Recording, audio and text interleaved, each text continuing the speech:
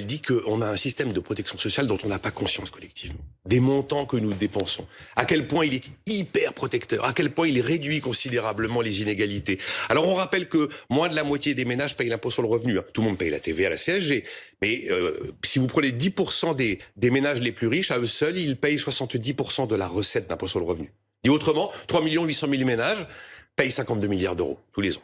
Ça rappelle aussi que 80% des chocs annuels de vie qu'on peut connaître chez les 10% les plus pauvres sont totalement gommés par les transferts sociaux. Ça rappelle que Covid 2020, l'activité fait -8 et le pouvoir d'achat est resté stable. Parce qu'il y a eu de la dépense publique et des systèmes sociaux. Que le niveau de vie des 20% les plus pauvres augmente de 75% après la redistribution. Voilà, ça rappelle des choses qu'il faut mettre au regard de ceux qui n'ont que comme refrain à la bouche que la France est un pays libéral, d'inégalité fiscale et que l'impôt ne serait pas progressif.